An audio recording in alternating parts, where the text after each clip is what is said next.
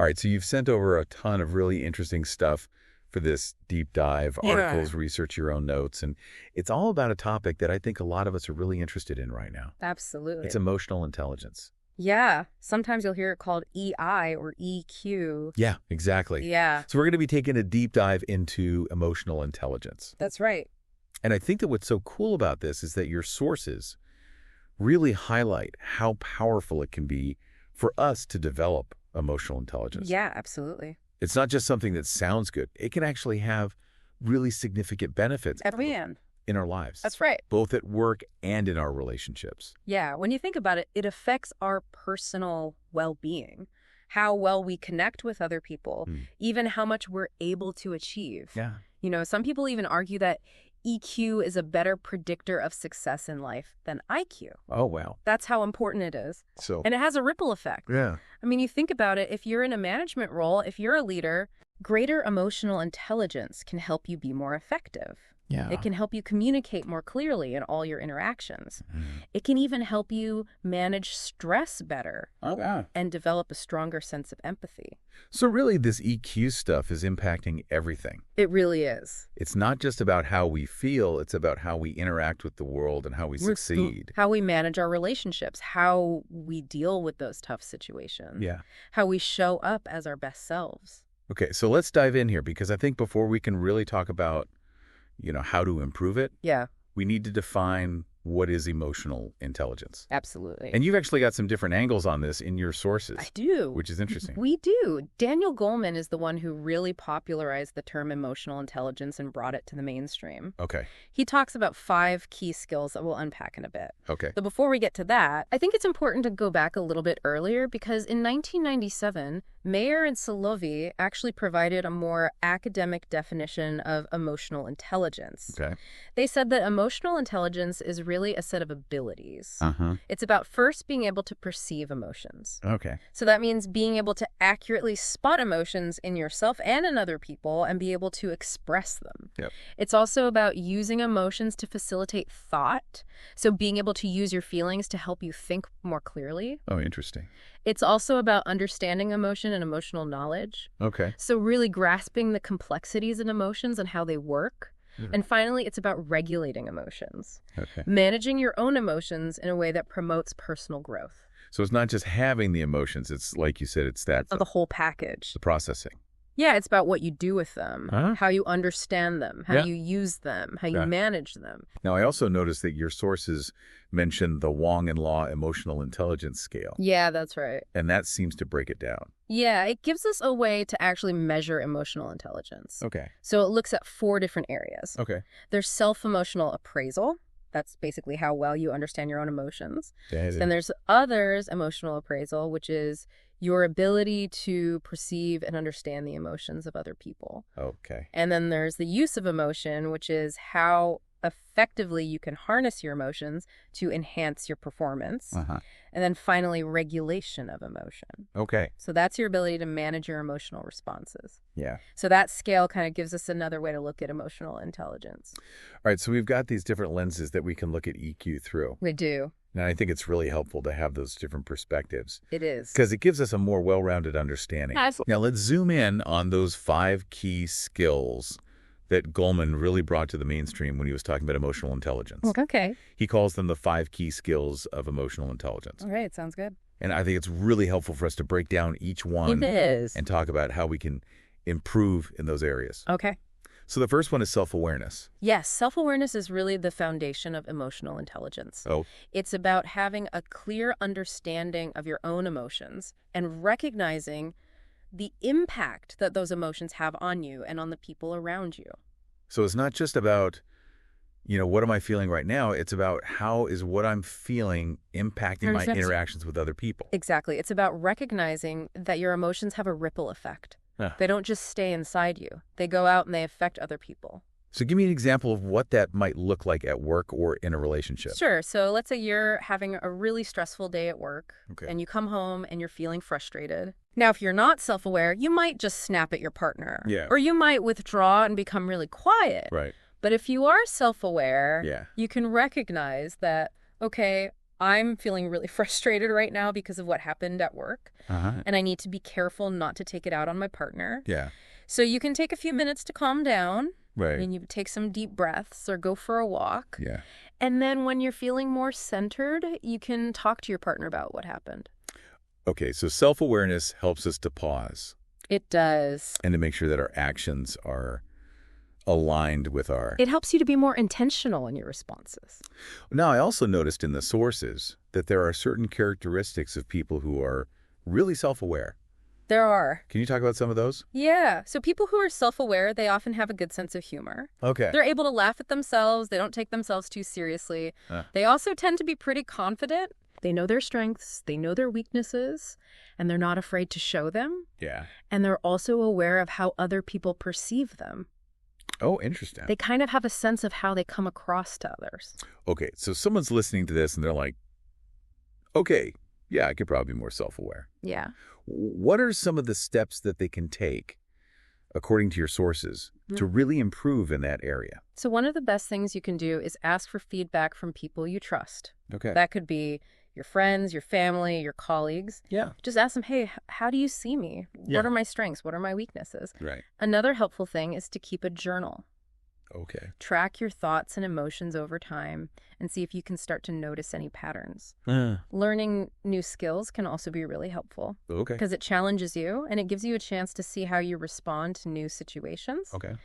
Practices like meditation and mindfulness can help you to become more aware of your thoughts and feelings in the present moment. And then really make time for reflection. Okay. At the end of each day or at the end of each week, just take a few minutes to ask yourself, what went well, what didn't go so well, and why? Yeah. And then set some goals for yourself for the next day or for the next week. Okay, so lots of really concrete things people can do to improve their self-awareness. Absolutely. Now, the second key skill is self-regulation. Right. And this is one that I think a lot of people maybe misunderstand. Yeah. Because it's not about suppressing your emotions. Oh, no. It's not. More nuanced than that. It's about managing and controlling your emotions in a way that's appropriate for the situation. Right. So it's not about pretending you don't feel angry if you feel angry. Exactly. It's about how do you express that anger. Exactly. It's about choosing how and when to express your emotions. Right. So if you're feeling angry, you don't want to just lash out at somebody. Right. You want to take a few minutes to calm down, and then you can express your anger in a more constructive way. So it's about having that space between the stimulus and the response. Exactly. And in that space, being able to really process what's going on. That's right. And then making a choice about how you're going to respond. That's right. Now, in the sources, you talk about how people with good self-regulation have certain characteristics. Yeah, they do. What are some of those? Well, they tend to be pretty flexible. Okay. They're able to adapt to change easily. Okay. They're also good at managing conflict. Yeah. They can stay calm under pressure, and they can help to de-escalate situations. So they're not getting easily rattled. Exactly. Yeah. They're able to keep their cool. Okay. And they're also very conscientious. Okay. They take responsibility for their actions, and they're careful not to hurt other people's feelings. So they're thinking about the impact that their actions are having on others. Exactly. Okay. What about some tips for improving self-regulation? Okay, so one of the best things you can do is to start paying attention to your thoughts and feelings. Notice when you're starting to feel stressed or overwhelmed, and then take some time to calm down before you react. Yeah. It's also helpful to build what's called distress tolerance. Go. What's that? Distress tolerance is basically your ability to withstand difficult emotions without freaking out. Oh, okay. So it's about learning how to sit with uncomfortable feelings without trying to escape them. Yeah. And there are a lot of different techniques you can use for this, like deep breathing or mindfulness. Right. Another helpful tip is to reframe challenges as opportunities for growth. Okay. So instead of seeing a problem as a threat, try to see it as a chance to learn and improve. It's also really important to practice clear and assertive communication. Okay. That means being able to express your needs and boundaries in a way that's respectful but also firm. Yeah. And finally, remember that you always have a choice in how you respond to a situation. Right. You're not a victim of your circumstances. You always have the power to choose how you react. That's a powerful reminder. It is. Okay. So we've talked about self-awareness. We've talked about self-regulation. You're right. The third key skill is social skills. Yes, and this is where we start to see how emotional intelligence plays out in our interactions with other people. Okay. So social skills in the context of EQ are about applying your understanding of emotions to your everyday interactions. So it's taking that self-awareness and that self-regulation and bringing it out into the world. Yeah, into the world and using it in our relationships. Exactly. So what are some of the key social skills that someone with high emotional intelligence typically demonstrates? So one of the most important ones is active listening. Okay. That means really paying attention to what the other person is saying, both their words and their body language, and then reflecting back what you've heard to make sure you understand. So not just passively listening. No, it's about being engaged and showing the other person that you're really interested in what they have to say. Another important skill is verbal communication. Okay. Being able to express yourself clearly and concisely. And then nonverbal communication is also really important. Right. That's your body language, your tone of voice, your facial expressions. Yeah. All of those things communicate a lot of information. Yeah, they do. And then persuasiveness is another important social skill. Okay. That's the ability to influence other people in a way that's respectful and ethical. Okay. So it's not about manipulating people or forcing them to do what you want. Right. It's about building relationships and finding common ground. Okay, now, how do these social skills benefit us both at work and in our personal lives? Well, at work, they can help you to build stronger relationships with your colleagues. They can help you to be more effective in team settings. Right. And they can help you to be a more persuasive leader. Okay. In your personal life, they can help you to build deeper connections with your loved ones. Yeah. They can help you to resolve conflicts more effectively. And they can help you to create a more harmonious home environment. Okay, so really important stuff. It is. Now, what about some tips for improving social skills? So one of the best things you can do is to simply practice. Okay. The more you interact with other people, the better you'll get at it. You can also observe people who you admire for their social skills and try to model their behavior. Yeah. Pay attention to how they listen, how they speak, how they use their body language. Another helpful tip is to read books and articles about social skills. Okay. And then try to apply what you learn in your everyday life. Okay, so lots of different things people can do to improve those social skills. Absolutely. Right. The fourth key skill is empathy. Yes. Empathy is the ability to understand and share the feelings of other people. Okay. It's about being able to see the world from their perspective and to feel what they're feeling. So not just to understand it intellectually, but to actually feel it. Feel it. Yeah, to put yourself in their shoes. Yeah. And to experience the world through their eyes. Now, why is empathy so critical for building strong relationships? Well, because it allows us to connect with other people on a deeper level. When we can empathize with someone, we're saying, I see you, I hear you, and I understand you. Right. And that creates a sense of trust and intimacy. Yeah. It also helps us to resolve conflicts more effectively because we can understand where the other person is coming from. Right. And we can find solutions that work for both of us. Yeah. And empathy is also really important for leadership. Okay. Because it allows leaders to connect with their team members on a personal level and to create a more supportive and collaborative work environment. So how can we actively build our capacity for empathy? So one of the best things you can do is to simply practice listening. When someone is talking to you, really listen to what they're saying. Yeah. Don't interrupt. Don't judge. Just listen. And then try to imagine what it would be like to be in their situation. What would you be feeling? What would you be thinking? Yeah. Another helpful tip is to spend time with people who are different from you. Okay. People from different cultures, different backgrounds, different walks of life. Yeah. The more exposure you have to different perspectives, the more empathetic you'll become. You can also read books and watch movies that explore different perspectives. Okay. And you can volunteer your time to help others. All of these things can help you to develop your empathy muscles. All right. So lots of great tips there for building empathy. Absolutely. And finally, the fifth key skill is motivation. Yes. Motivation in the context of EQ refers to being driven by internal needs and goals rather than external rewards. Okay, so it's not about the carrot and the stick. No, it's not about that. It's about what's driving you from the inside. Exactly. It's about what makes you tick. Yeah. What gets you excited? What makes you want to get out of bed in the morning?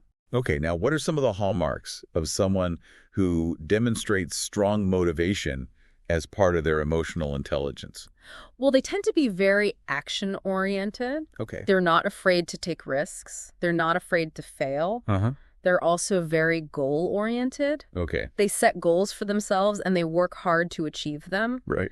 They're also very passionate about what they do. Yeah. They have a fire in their belly. They have a purpose? They have a purpose. Yeah. They know why they're here and they're excited about making a difference in the world.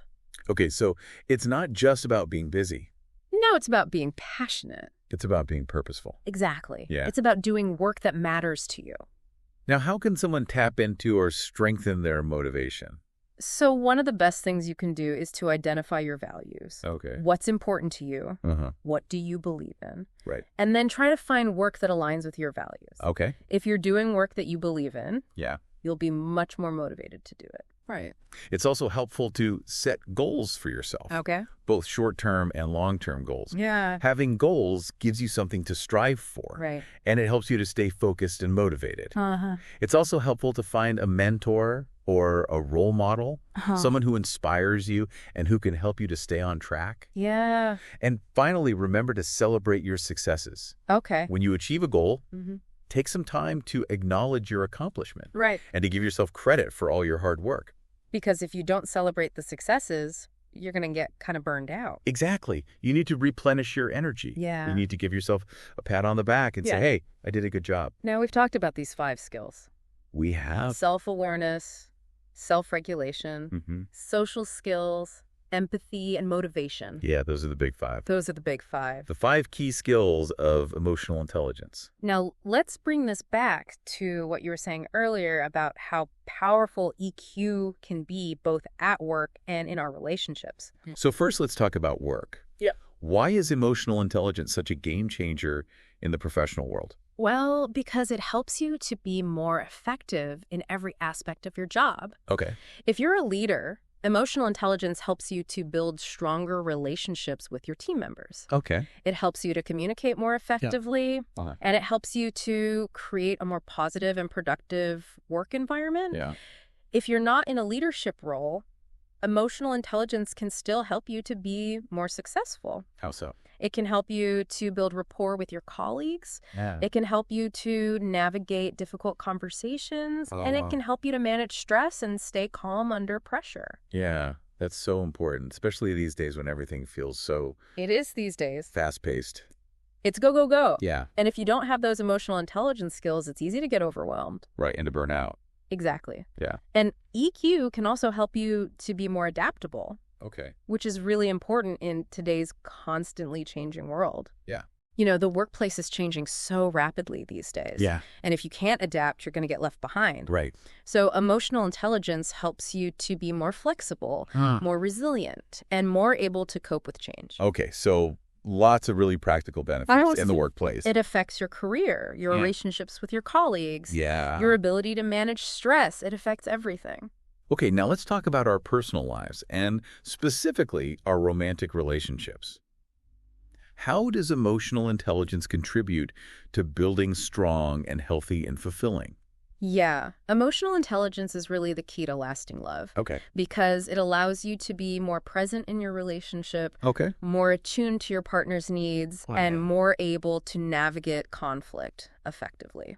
So give me an example of how EQ might show up in a romantic relationship. Okay, so let's say you and your partner are having an argument. Okay. Now, if you're both emotionally intelligent, you'll be able to stay calm. You'll be able to listen to each other's perspectives, and you'll be able to find a solution that works for both of you. Yeah. But if you're not emotionally intelligent, you might start yelling at each other. Right. You might say hurtful things. Yeah. And you might end up making the situation worse. Okay, so it's about bringing that same kind of self-awareness and self-regulation Exactly. that we talked about earlier into those. It's about bringing all of those skills into your relationship. Into the relationship. Yeah. So how can people use their emotional intelligence to build stronger relationships? So one of the most important things is to be able to communicate effectively. Okay. That means being able to express your needs and your feelings in a clear and assertive way. It also means being able to listen to your partner's needs and feelings without judgment. Right. And to try to understand their perspective. Yeah. It's also important to be able to resolve conflict effectively. Oh. That means being willing to compromise, to find solutions that work for both of you. Right. And to let go of the need to be right all the time. Yeah. And finally, it's important to be able to nurture intimacy. Okay. That means spending quality time together, doing things that you both enjoy, and making an effort to stay connected, both emotionally and physically. So EQ really can help us to create more loving and fulfilling relationships. Absolutely. It's the foundation of a strong and healthy relationship. Okay, so as we wrap up this deep dive into emotional intelligence, I think what's really clear is that these skills are so essential for success in every area of our lives. They are. They help us to be better leaders, better communicators, better partners. Better friends. Better friends. Better people. Better people. Yeah. So if you're looking to improve your life, Yeah. developing your emotional intelligence is a great place to start. It is. And I love how your sources gave us so many concrete tips and strategies that we can use to start developing those skills today. There's no time like the present. Exactly. And I think what's so exciting about this is that it's never too late to start. That's right. You can always learn and grow. Absolutely. And even small changes can make a big difference. They can. So what I want you to think about as we finish this deep dive is which of these 5 key skills is most important for you to focus on right now? That's a good question. Where do you see the biggest opportunity for growth in your own life? Yeah, and how can you start developing that skill today? Thank you for sharing your sources and for this incredible deep dive into emotional intelligence. My pleasure. We really appreciate it. Of course. And we hope you'll join us again soon for another deep dive. Sounds good.